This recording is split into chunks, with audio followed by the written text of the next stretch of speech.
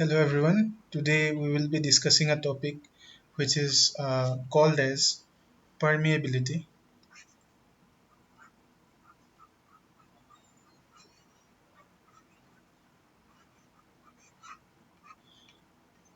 Permeability, what does it mean? Actually, it is if I go to the definition of permeability, it is the ease with which water flows through the soil. Okay, so I'll write it down. It is the ease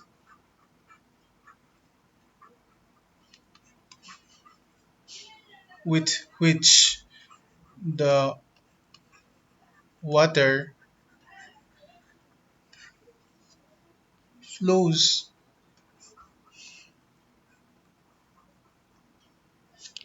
through the soil.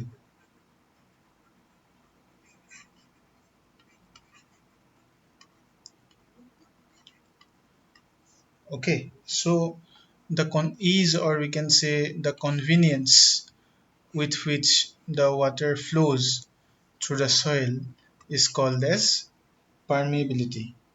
Now, for the equations for permeability, there are some equations, and these equations were developed by a person which is called as Darcy. Okay, so let us discuss what he found out. So, what did Darcy establish? He established that suppose flow is occurring, suppose this is a soil mass, suppose this is a soil mass, okay, and flow is occurring from point A to point B. Okay, so um, the thing is that when flow is occurring, there will be a head difference from point A and from point B. Between the points A and B, there will be a difference of head. There will be a head at A and there will be a head at B, isn't it? So, what he found out was that the flow occurring per unit time, flow occurring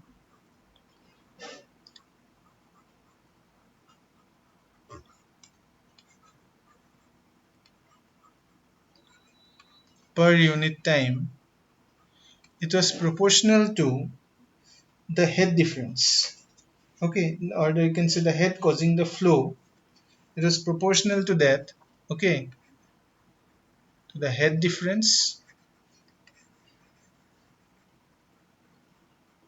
between A and B. Okay, head, I think you have got in fluid mechanics and open channel flow. The head is given, so I guess you understand the concept of head. So it the flow occurring per unit time is proportional to the head difference between A and B. Okay, and it is also proportional to the area of cross section. Okay, to the area of cross section.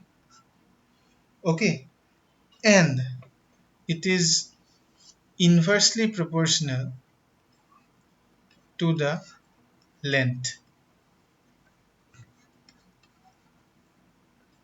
Okay, so if this is the length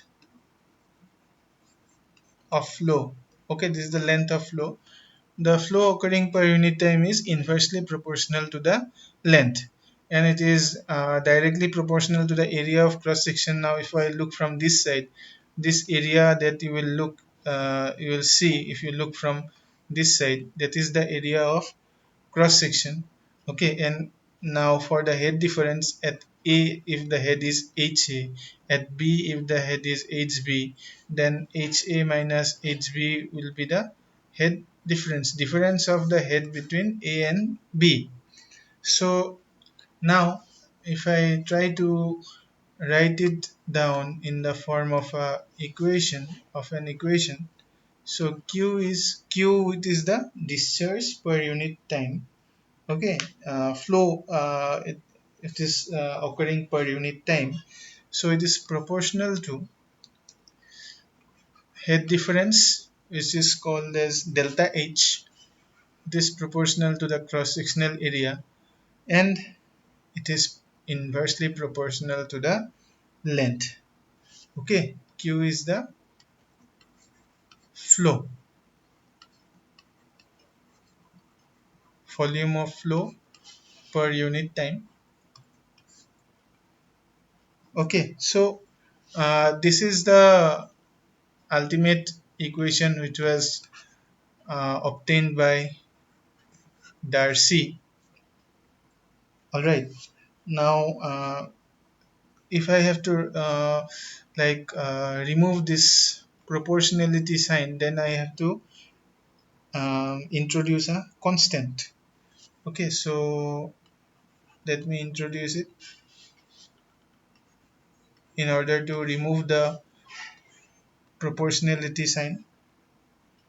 Okay, so this constant k is called as the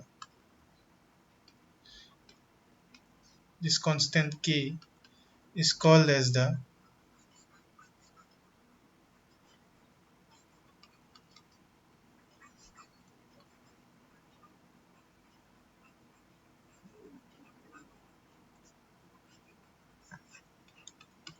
coefficient of permeability. Okay, now this delta H, we have got that Q is equal to delta H A by L. We can also write it in the form delta H by L into A. Now this delta H by L is also written as small I, and it is called as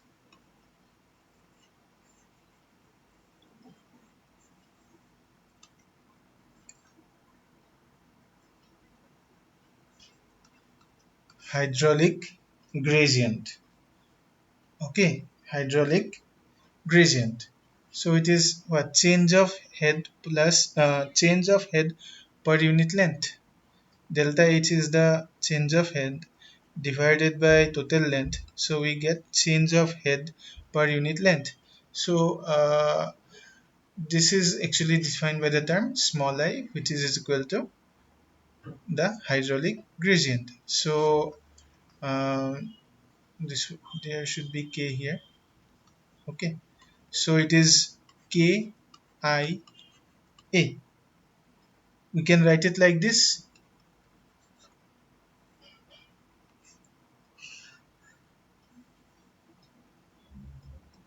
Okay, so ultimately we arrived at the equation Q is equal to K I A. Now we know that um, Q is equal to, discharge is equal to area into velocity.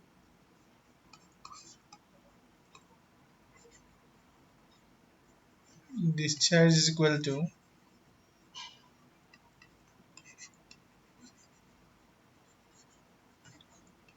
area into velocity. So we know this one. So this implies we can write what, V is equal to Q by A. Isn't it? V is equal to Q by A. So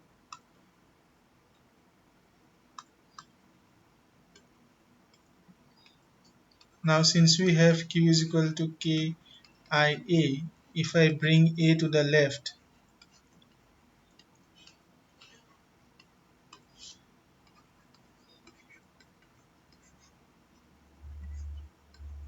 we can write it like this. Since phi is equal to what, Q by A. So this is also one form of the equation. Okay, I hope you have been able to understand till this point.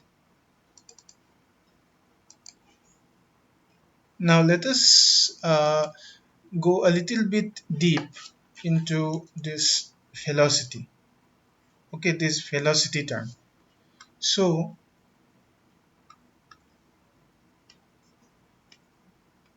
we know v is equal to what? Ki, and this v is taken considering the whole area of cross section. It means if this is the soil sample,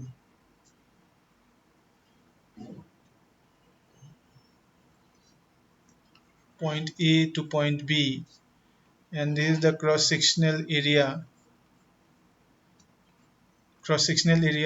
So let's take it point small a to small b, so that it does not, you don't get confused. Small a to small b, and the cross sectional area is capital A. Okay, so v is considered by taking the whole area of cross section. So v is taken by considering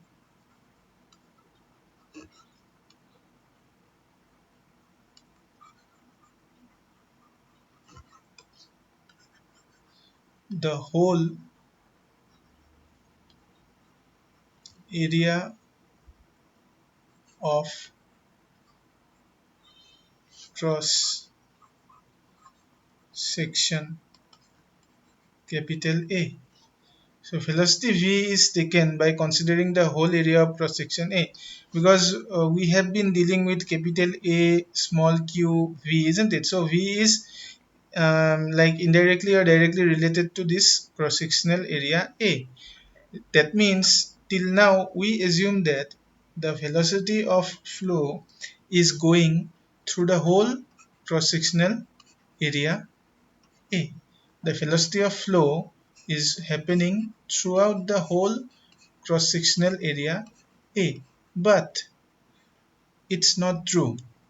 It's not true because water cannot flow throughout the whole cross sectional area. Because suppose this is the cross sectional area, water cannot flow through the whole cross sectional area because there are soils present, isn't it? So water can flow only through the pores which are there in the cross sectional area. Water cannot flow through the whole cross sectional area. Water can only flow through the pores. But this condition is not taken into account. This V is taken considering the whole cross sectional area. That means we are considering that for this V, we are considering that water is flowing through the whole cross section. Okay, but the water is actually not flowing through the whole cross section, because in the cross section the soil is also there, but actually the water is flowing through the pores in the cross section. So that velocity which is like going through the pores is called as the Vs, okay, which is the actual velocity that we need to consider. Okay, so for that, for this reason, this velocity v is actually called as superficial velocity,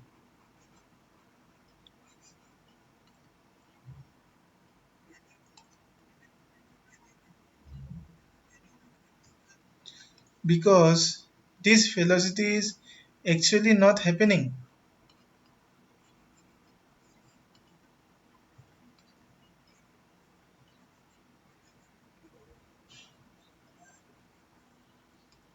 And I have already told you the reason why, because water cannot flow through the whole cross section, because in the cross section there are soil particles also. Water can only flow through the voids, and when we consider the water flowing through only the voids, then that velocity which is considered is called as Vs, which is called as Cps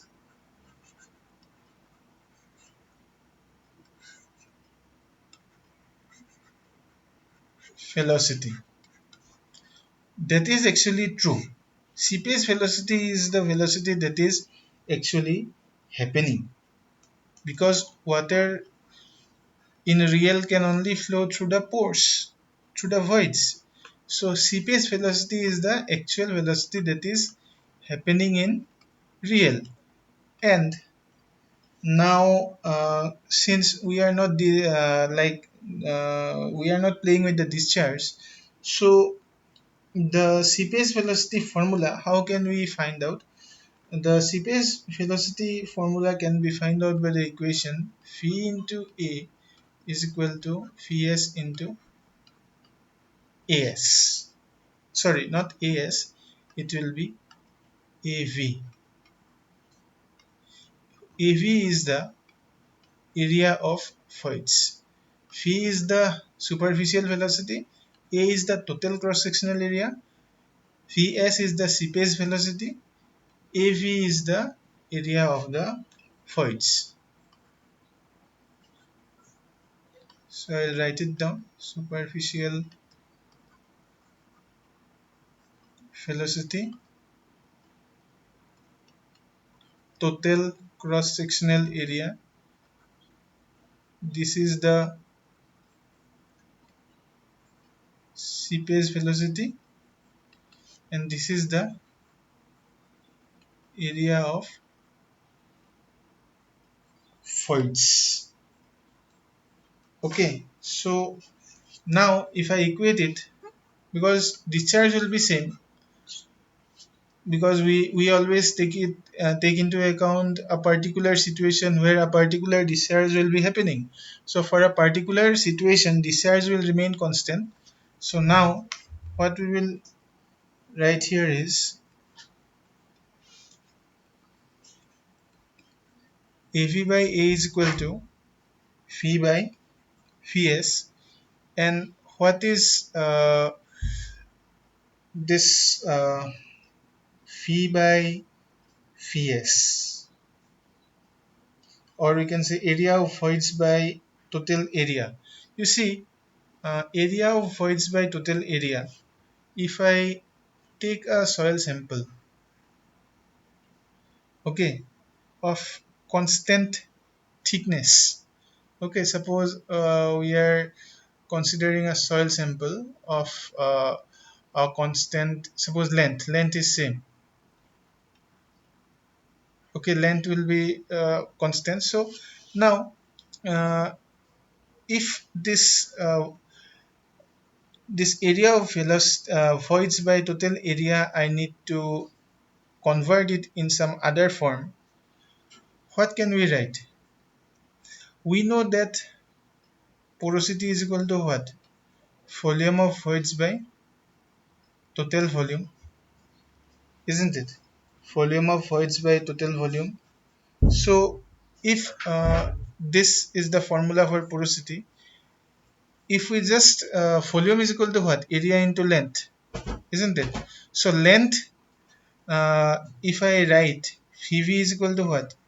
Av into L, and V is equal to what? A into L. We can write it like this. So ultimately we get Av by A. Area into length. Volume is equal to area into length. Okay, so Vv is equal to area of voids into length. Total volume is equal to area into length. So ultimately we can use this concept. Porosity is equal to area of voids by total area. So ultimately we can write it as this one. Okay, so ultimately V by Vs is equal to porosity. Okay, this implies V is equal to porosity into Vs. So superficial velocity is equal to Cps velocity into porosity. I hope you were clear. Just understand the concept, uh, two concepts. This one, Va is equal to Vs into Av, because discharge is constant. Okay, for a particular situation, the discharge we take as constant. Then after like rearranging this equation, after rearranging this equation to here, we are now uh, trying to what? We try to bring into the equation the term of porosity, isn't it? Now porosity we knew, volume of voids by total volume, and since volume into length, area into length is volume, so we can convert it like this, and ultimately we got that porosity is equal to area of voids by total area. So ultimately we brought the term of porosity into this equation, and finally we ended up with this condition, which is very important. So you should remember that Cps velocity, superficial velocity is equal to porosity into Cps velocity. Now n is always like less than 1. Porosity is less than 1. So this phi, since phi is equal to n into Vs, so we can say that phi is always lesser than Vs. Okay, n less than 1 means what? N is less than 100%. Less than or equal to, maximum is 100%, means maximum value is 1. So generally we don't get 100% porosity, because if it is 100% porosity, then the soil does not even exist. Okay, you can think about it. Volume of voids by total volume. If volume of, if porosity, we know that volume of voids by total volume into 100. So for the porosity to be 100, volume of voids is equal to total volume. So total volume, if the total volume is the volume of voids, then the soil is a void. The soil cannot be a void, isn't it? So n is always less than 1. Okay, n is always less than 1 means n is always less than 100%. So phi is always lesser than Vs, because we are multiplying with something which is lesser than 1. It may be zero point 0.3, zero point 0.6, zero point 0.9, isn't it? So ultimately V always is lesser than Vs. So you have to remember this concept. After this, we'll be discussing two tests. One is called as constant head test for permeability. There will be two tests for permeability. One is constant head test, and another is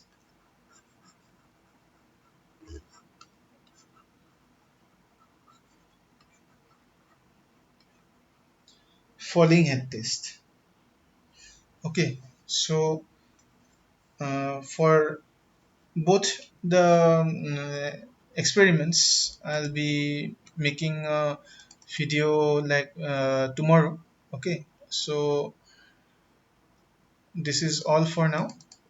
Okay, so now one thing I need to tell you is, for books, you please, if you all have not purchased any book, please buy the Gopal Ranjan and Rao. Okay, I always recommend it. Okay, I'm repeating it again and again. For competitive exams also, you will get a lot of help from this book. Lot of help you will get from this book. Okay, and let us do one thing.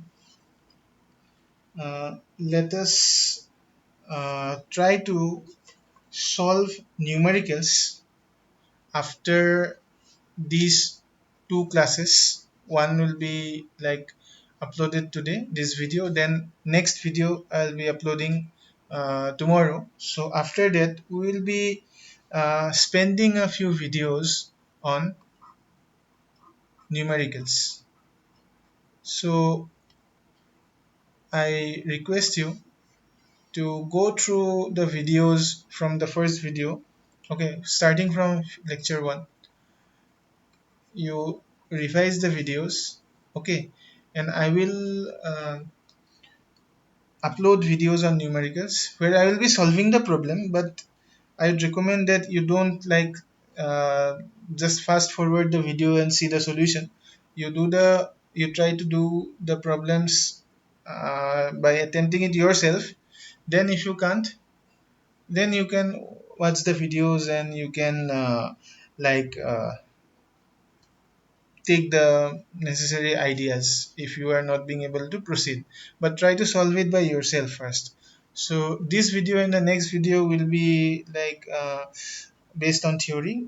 Tomorrow in the next video I will be discussing constant head and falling head test. Then around 3-4 videos will be doing numericals. I will be uploading solutions on numericals, and uh, you please try to understand all of them and try to attempt them at first by yourself, and whenever you fail, then only you try to take the idea from that. Okay, so thank you very much.